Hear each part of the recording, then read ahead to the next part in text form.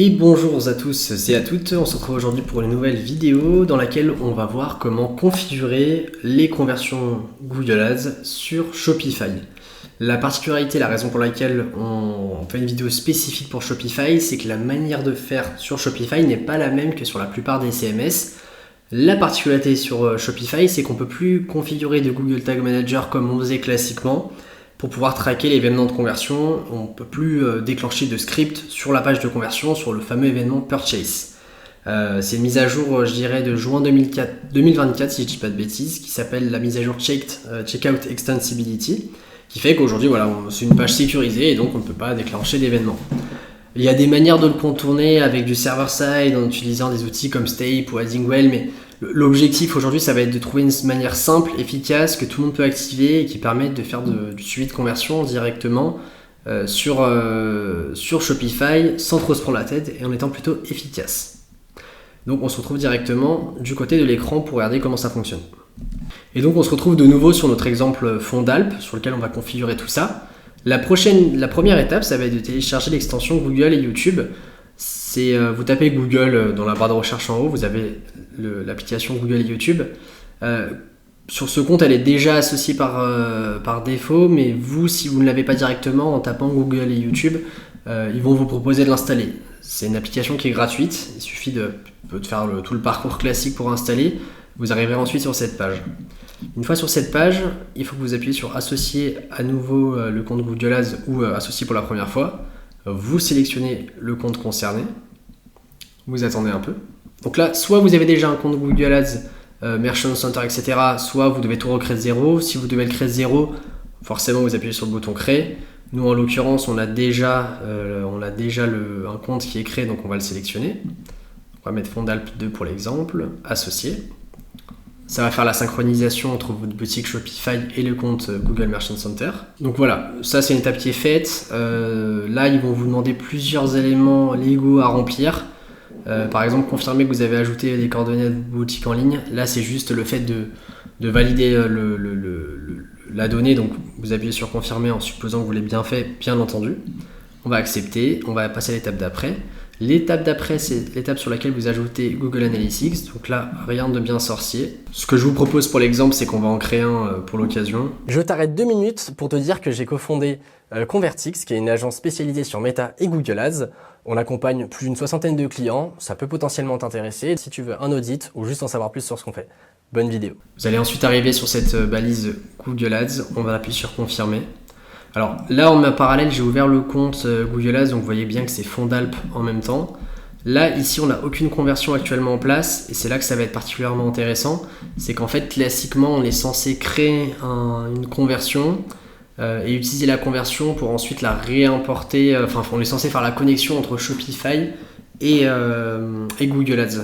Et avec Tag Manager, on sait comment ça fonctionne, on récupère l'ID, la balise, on fait la connexion. La difficulté avec Shopify, c'est une connexion automatique. Encore faut-il créer les conversions et les réimporter. Et vous allez voir que Shopify a l'avantage de tout faire de manière automatique. Donc là, on appuie sur ignorer pour l'instant. Hop, on n'a pas de chaîne YouTube, on va jusqu'au bout du processus, on attend quelques instants. Donc là, vous avez toutes les options qui sont présentées. Le Google Merchant Center, ça va vous indiquer des fois qu'il y a des problèmes. Bien entendu, il faut juste les valider. Vous avez Google Ads ici. Donc là, vous pouvez commencer à tout remplir. On sélectionne le compte. Donc 572, ça correspond bien à Fond d'Alpes. On associe. Parfait. Vous aurez aussi des propositions d'avantages si vous n'en avez pas profité de crédits publicitaires offerts. C'est là que ça devient intéressant, c'est ce moment où vous allez avoir la connexion des conversions. Et là, il faut bien que ça fonctionne. Si ça ne fonctionne pas, il faudra refaire le processus. En fait, Shopify va automatiquement créer l'ensemble de ces événements sur votre compte Google Ads. Ils seront assez facilement identifiables, mais c'est nécessaire que ce soit bien fait. Parce que autant on peut tous les recoder, sauf le paiement terminé, la principale action Google Ads qu'on veut traquer, c'est le chiffre d'affaires qu'on génère. Et aujourd'hui, voilà, c'est plus un événement qu'on peut traquer comme on pouvait le faire avant avec un tag manager, où on suit les différentes étapes et on a un événement purchase. On appuie sur confirmer. Donc là, ça suit son cours. Vous voyez que vous avez les noms qui sont créés ici, qui étaient affichés juste avant. On y a accès ici, donc Google Shopping App Purchase. Tous les noms qui conviennent bien. Il y a un petit 1 parce que c'est une manipulation que j'avais déjà fait au préalable, mais vous n'aurez pas le petit 1. Donc on est bon et on a forcément une proposition de créer une campagne performance max. Vous pouvez le faire, c'est pas ce qui va nous intéresser. Ce qui va surtout être intéressant, c'est une fois arrivé à cette étape, moi je vais actualiser la page. Pour vous rappeler, pour arriver à cette page, vous allez dans Objectif à gauche et puis dans Conversion. Et vous allez arriver sur cette page où il y aura le détail de toutes vos conversions. Donc Objectif, récapitulatif. Et là, si vous descendez un peu, vous voyez qu'il y a un événement achat qui a été créé avec le nom de la conversion qui va bien, Google Shopping App Purchase. Vous avez toutes les autres étapes. Donc on en a 2 versions parce qu'il y a la nouvelle qui vient d'être créée. Ce qui est important, c'est que vous ayez bien ces noms d'actions de conversion. Automatiquement, ce qui est configuré, c'est ce qui fait gagner beaucoup de temps via Shopify, c'est le fait d'avoir des valeurs de conversion dynamiques. C'est-à-dire qu'en fait, quand vous allez avoir une conversion, vous allez non seulement avoir un +1 sur la conversion qui est présentée, mais vous allez également avoir le montant de la conversion qui va remonter, vous allez avoir la devise et des informations supplémentaires.